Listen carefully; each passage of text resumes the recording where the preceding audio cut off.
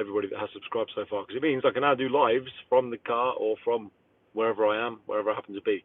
I'm going to talk to you today about driving. I'm going to talk to you about driving in Cyprus because it's interesting. And I'm just going to start. I'm actually parked up at my son's school. We are in the international school of Paphos, and when people say you don't need a 4x4 to go to school, I know that's true in the UK for the most part, and lots of people drive 4x4s. You don't need a 4x4, but it certainly helps, right? And you'll see why, because I'm literally about to drive now. I'm going to go and drive to Nicosia, which is about an hour and 40 minutes away compared to where I've got to go. Let's go this way because I have a hospital appointment, and I figured what better time to talk to you guys about driving than when I'm actually in the car. Now look, check this out. This is my road to get back to the road. By the way, look at that. So anyway, I must bore you with this, but let's get an angle. So, and this is the fun we have every morning. Now you can go around the normal roads, but that takes longer. But this is the car park. That's the staggering thing. And the thing is, the reason why I'm showing you this is because this is just acceptable out here. You will go to places. Oh, look, everybody wants to turn right. It lets me. Thank you. All very kind. So everybody wants to. You drive to places, and everybody's just kind of accepting of the fact that the roads are terrible out here. And that's not me being critical for no reason. The roads are. I mean, I thought they were bad in the UK at times, but wow. I mean, you can be driving along, and honestly, there's several times I've hit someone in the road. It's just a new hole that's appeared, and it's like I thought I was going to break my wheel or something, you know. My car was making lots of strange noises in the back. Already had car trouble this morning, but not in this one. I actually set off in another car, and as soon as I got in, it was told me the coolant needed topping up, which is interesting because it's just been serviced. But anyway. So the roads, I mean, like now, you don't know if you can hear it on the mic. The roads are being telling. This is just a normal road, you know. It's just like I'm surprised it's acceptable, the state of the roads. And the other thing is that you can go somewhere. On the sat nav. You put a route in. You go into a restaurant or something, and it all looks fine. And the sat nav takes you there, but it's taking you down what it thinks is normal roads. And to be fair, they are. They look like normal roads on the map. But I tell you what, no, they're not. I mean, you're practically off-roading. So, you know, one of the things I'd say is if you are thinking about coming out here and you want to live out here, you need to make sure, really, that you've got two cars. You've got an off-roader of some sort, and you've got whatever car you want to drive. Or just have an off-roader if you're only having one car, because, honestly, it's restrictive. If you want to go places, you can't always get there safely in a normal car. So anyway, that's the roads, that's the state of the roads, that's the state of the car park. I am now heading to the motorway, which, if you're a petrol head, is a real shame.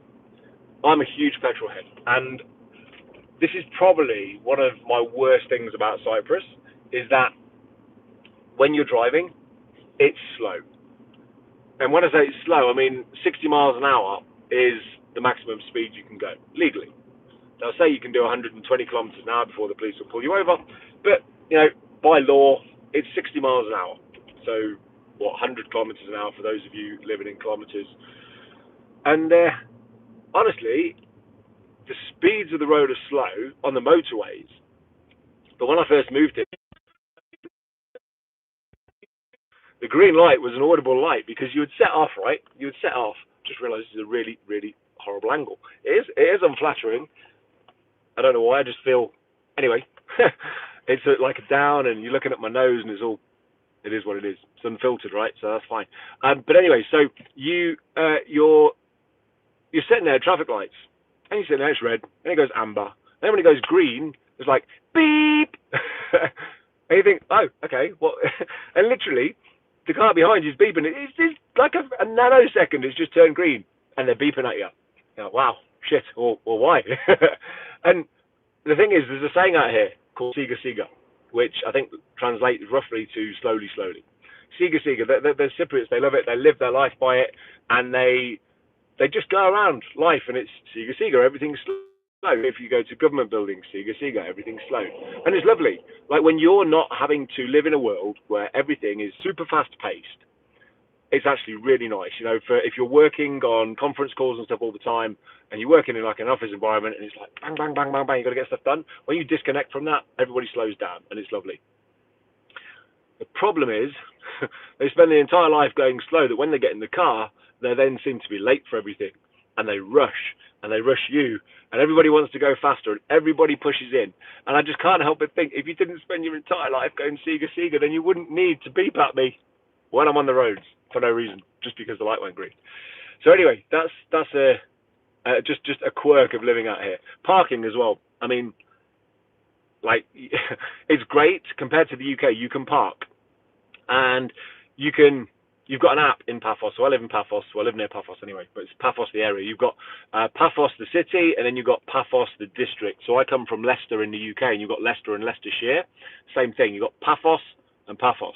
Not confusing at all. No wonder the post can't find anywhere. See, look, this guy's just pushing in. Go on, I'll let you in, mate. It's all good. You're just pushing. Anyway, oh no, wait, he's not. What are they doing? Anyway, so the parking, you can park, and there's an app, and it's really cool because you turn the app on, and you can literally park anywhere in the city, and it's super cheap. It's really good. But where you don't need to pay to park, and you can just park in normal places, like let's say you go to a supermarket and you're not going to pay to park there. Well, the lines. I know in the UK, I don't know if you guys get this anywhere else in the world, but in the UK, you'll see people with moderately nice cars.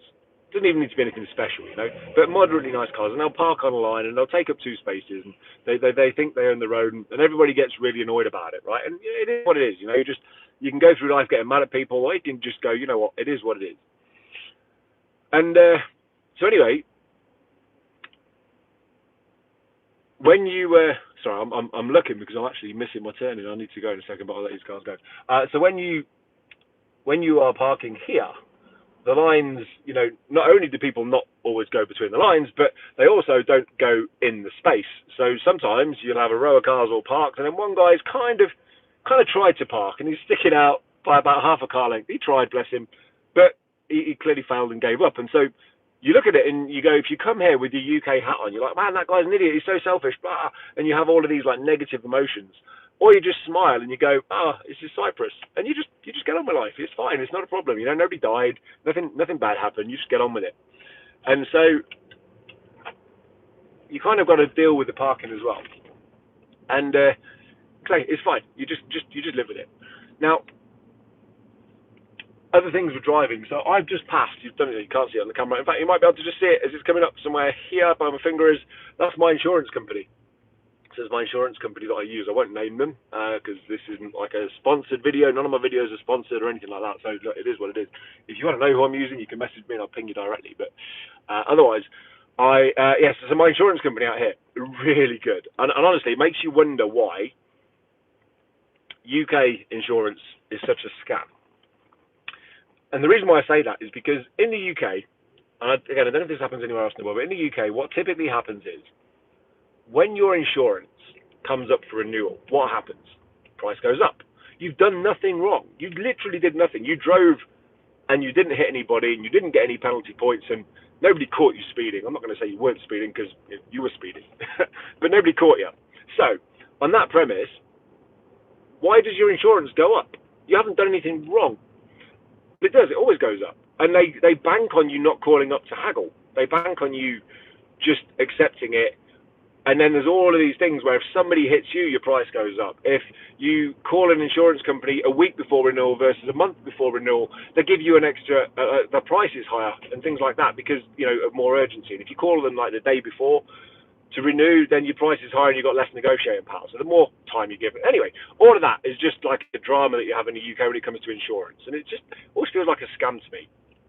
Out here, so my insurance company, when I call them, and I can email them, I can call them. That's the beauty of it. I can drop a quick email, and I can be insured on something, or I can just drop them an email and go, hey, can you quote me on this car? I'm thinking of buying it, or whatever. And it's awesome because they just come back to me. But when you call them, what you don't get is for the first 5 minutes of the conversation, you're not on hold. I'll say 5 minutes. I'm talking generously here. So I just need to go out this roundabout. Yeah, there we go. The traffic is quite bad today, but I guess it is rush hour, and I am driving to the capital. So the insurance company, so when you call them, they don't spend several minutes putting you through, press 1 for this, 2 for this, have you had an accident, are you calling because you want to cry about your insurance premiums or anything like that. You call them, somebody answers, and then they don't spend the next 5 minutes going, can you prove who you are? They just know from your phone number. It always baffles me how when I'm calling from my own number, if I've stolen a phone, right, if I've stolen somebody's phone, hey, come mate, I'll let you go. Oh, and then dropped his cigarette waving to me. You're welcome. If you're calling a company, if I've stolen a phone, right, and I just happen to call somebody's insurance company off the phone I've stolen, like, what is the point of that? Because when I call up here, they go, oh, is this Mark? And I go, yeah. And they go, cool, how can I help? That's it. That's the extent of can you prove who you are. They know it's me, I'm calling off my number. And if I'd stolen the phone, why would I call the insurance company? It just makes no sense. So anyway, you kind of, in the UK, you just accept this. You just accept that everybody wants to know who you are, and you've got to prove yourself 20 times over. Even if they call you, and then they go, can you prove who you are? It's like, you called me. Anyway, so you call them up, and they go, hey, Mark. And you go, hey, I want to make a change to my insurance. And I go, yeah, sure. So, for instance, I wanted to add another car on my insurance at home. I insure my house with these people. So when they go, oh, is that the house you live in? Is that the house we insure? And I go, yeah. And I go, okay, cool, done. And it's nuts. It's just so easy. Like, I can be on the phone, start to finish, with an insurance company for less than 5 minutes, and I get what I want out of them. You talk about customer service in the UK. Customer service in the UK is terrible. Non-existent to an extent because of the way you end up going around all these loopholes and stuff, Anyway, so you're on the phone to them, and I remember I called up one time for renewal, and it was a renewal of my insurance on the other car, and it was a car I brought from the UK. So I brought this Mercedes convertible from the UK. It was on English plates, and you're on English plates for sort of 6 months when you've imported it, and then you look to get it changed over to Cypriot plates, and that's all fine. Now, when it came round to renewal, again, you start to relax into the way of life out here. And, it came round to renewal, I'm speaking to them, and they go, has anything changed?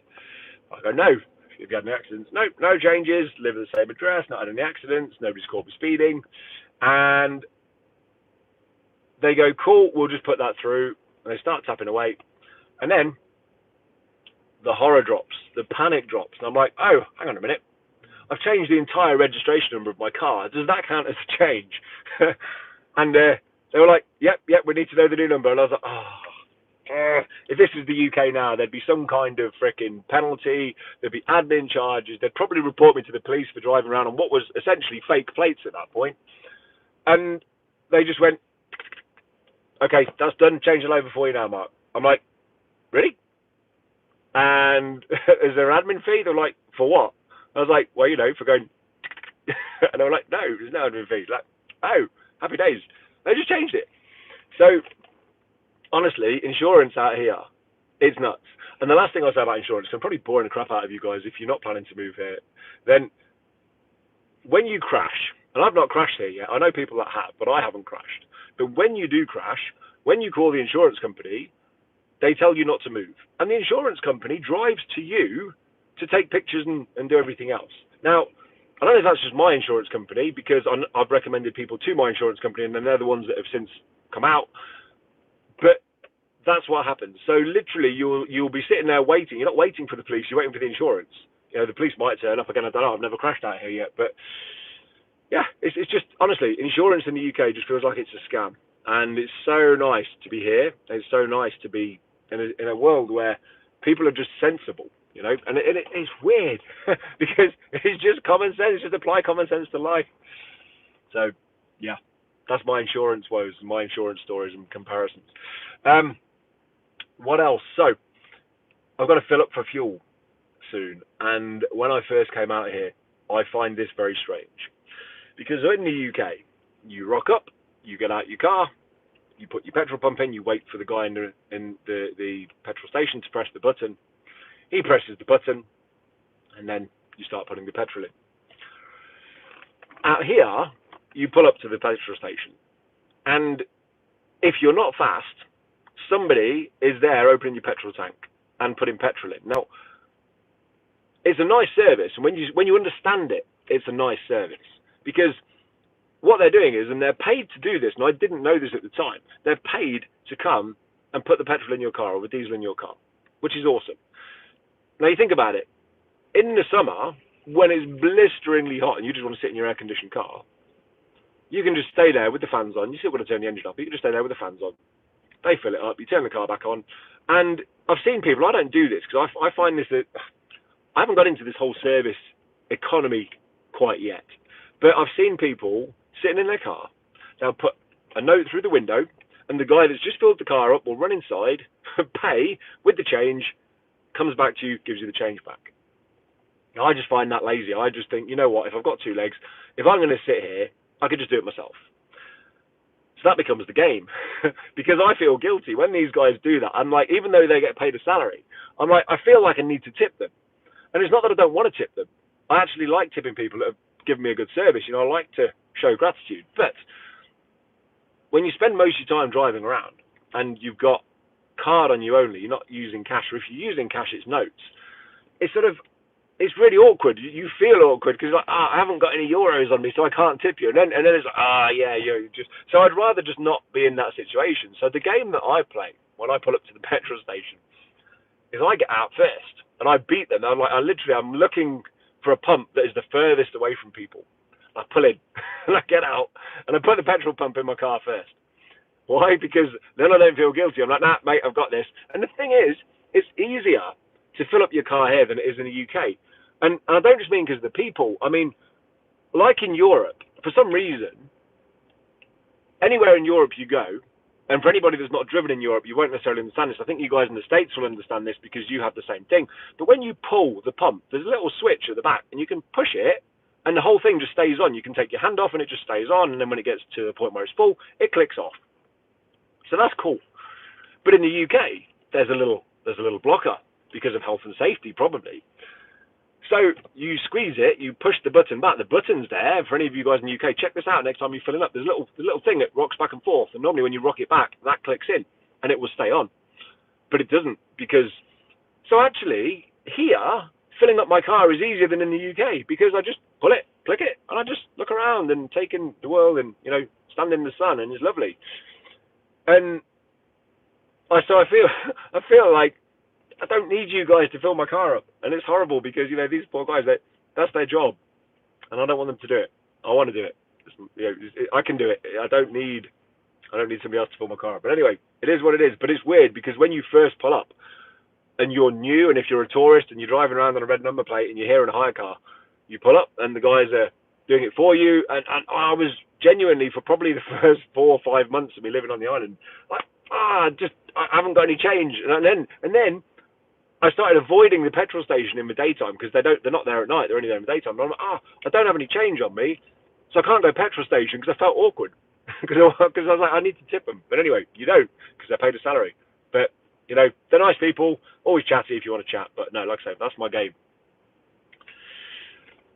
I guess final thing about cars. I'm going to shut up because I've been talking for 20 minutes now, and I'm staggered that there's still 2 people watching live. I don't know who they are because I can't actually see them. I can't press buttons on the phone because you know, safety and all that. But anyway, I'm lost for words. So when it's unfiltered and unedited, you just edit this bit out and you go, don't need to talk about that. I can just cut into the next bit and go, yeah, you know what, it's nice and slick and it's polished. I'm not polished because I've forgotten what I wanted to say. I'm going to leave this live going for a second. I'm going to give myself 30 seconds. And if I can't think of what I was going to say, then I'm going to end it.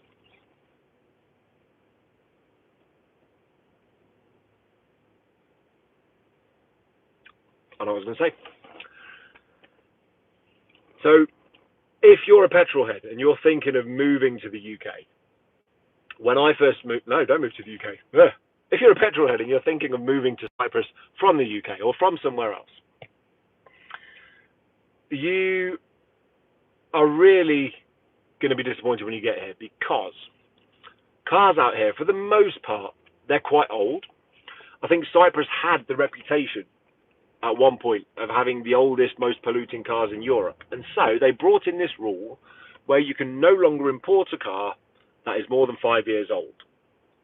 Now that sounds like a good thing on the face of it, unless you like cars. Because one of my favourite cars, one of the cars that I would love to own, and I will own it at some point, I've always had a soft spot for the Jaguar XKR. Something about a 5-litre V8 with several hundred horsepowers, and that V8 burble that I've just always liked. And Jags are always loud. Go on, mate, you can come out. See? Typically they don't let you out here, so when you let them out, I feel like just announcing to them that I'm British, because they're all late, they're all in a rush. So anyway,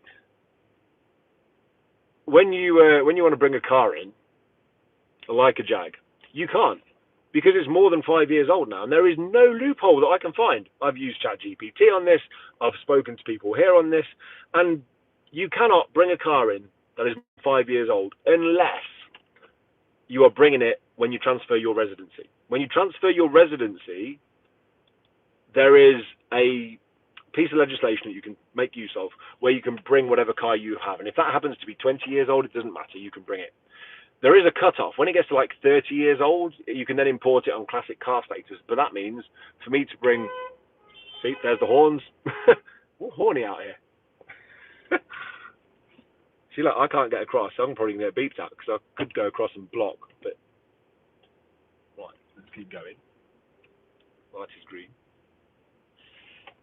Anyway, what was I saying? Yeah. So if your car is more than 30 years old, you can bring it across as part of the, like a classic car act. But then there's rules around only being able to drive it like 1 day a week or something. But yeah, nobody listens to that, I don't think. Nobody's going to check it. But anyway, so you can't bring a car that's more than 5 years old unless you're transferring your residency. Now, what I would say is, if you are a petrol head and you want something that's a bit rarer, then you bring what you want. But you've got to have owned it for at least 6 months beforehand.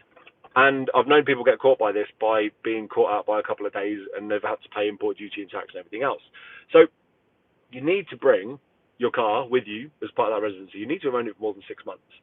And the thing that I did, I thought was being sensible. So I was going to buy a Jag, but then I was looking at my son, who at the time was sort of 5 or 6. I'm thinking, how much longer would he fit in the back seats? That, and I wanted a convertible out here, and the convertible doesn't have back seats, so that left me in a bit of a predicament. So I ended up not getting the Jag, and then I bought a Mercedes. And to be fair, the Mercedes is as fast as the Jag. It's as fast as the XKR, but that's fine. It doesn't sound like the XKR, which is a bit annoying, but it's as fast as, so that's good. And I bought the Mercedes on the premise that out here, the Mercedes, specifically the E-Class, has the highest number of used cars on the island, and therefore my logic was that it's going to have the most used parts on the island. And so I put my sensible trousers on and I went, that's clearly the thing to do. So that's what I did. And I brought it over, and to be fair, so far that's proved rather accurate. And the other thing is, I didn't want to be sticking out like a sore thumb. You know, because there's hardly any Jags out here, you drive a Jag out here, here we go, on the motorway now. 60. Let's go to 120. Right. Now we slow down. It was good to blast out all the crap when you're driving a diesel short journeys. So anyway, cruise control on. And yeah, so when you're bringing your car, and I was looking at the highest number of used cars on the island, because it was literally that. It was like, well, where are you going to get the most spare parts? And I didn't want to stick out like a sore thumb by driving something that was a bit more exotic, because loads of people have got Mercedes out here, and I thought, you know what, I can drive Mercedes and just blend in. I'll just look like one of the locals, and that's fine. I didn't want to draw attention to myself. So I thought, you know what, let's just get something normal, which I kind of did. Even though the engine's not, the car itself just looks like a diesel. It's fine. I'm happy with that. Bit of a sleeper. But yeah, so when you want to buy something now, you can't. And so, again, the takeaway from this is, if you are a petrol head and you love your driving, if you're moving to a country and you're transferring residence, bring something that you wouldn't ordinarily be able to bring. Because, look, here's a guy doing whatever speed. He's late. Sega, my friend. No, he's doing Sega for the last 2 hours, now he's late. He's got to put his foot down. So, yeah, if you want to bring something that's a bit more exotic, then you're going to need to think about it ahead of time. But the other thing is, you can buy Jags on the island. But this is the difference, right? So because you cannot bring cars that are more than 5 years old, the prices go up because, it's like supply and demand. The supply goes down, demand goes up. And so to buy a 4.2 litre Jag, so it's not even the 5 litres, to buy a 4.2 litre Jag, which you can buy in the UK, reasonably high mileage, let's say like 70, 80,000, you can get them for less than 10 grand.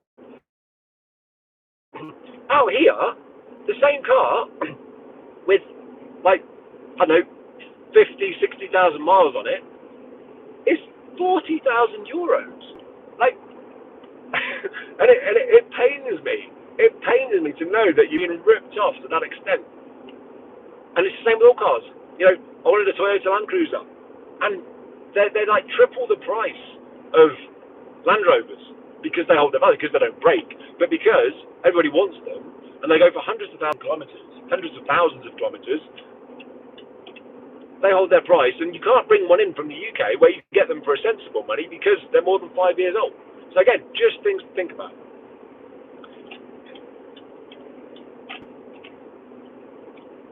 I think the last thing I'm going to say on this is, don't let it put you off. So I'm driving now, and I'm doing 60. I'm doing 100 kilometres an hour, I'm doing 62. I'm doing 100 kilometres an hour. It is boring. Right? You can't go fast. I used to drive to Poland every year from the UK, and we used to go through Germany, and that was unrestricted, in parts, on the autobahn, as fast as you want.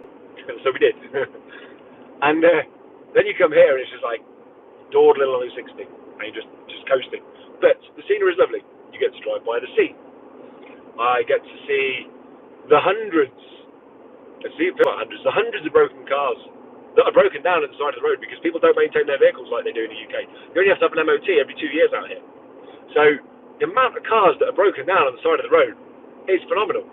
And I've never seen like an AA service. So there must be them. But typically you get that included in your insurance, going back to the insurance. You do get breakdown recovery, although, how that works, not really sure when you're stuck on the motorway, especially if you're away from Paphos, because if my insurance company had to come and get me in Nicosia, which is where I'm off to now, are they going to drive 2 hours to come and get me towed and all the rest of it? So I don't know. But yeah, don't let it put you off. There's probably a load more things I wanted to talk about, but because it's unscripted and because it's unedited and it's unfiltered, I will probably have to make a part 2 at some point. So, I'm going to leave it there. Have a good day. Thanks for subscribing. For those of you that did subscribe and allow me to actually do a live video from the move and away from my desk. And we'll catch you all soon. I've got to figure out how to turn this off now without crashing. I'll just hit the X, probably. Are you sure you want? Yes. It's just like changing the radio.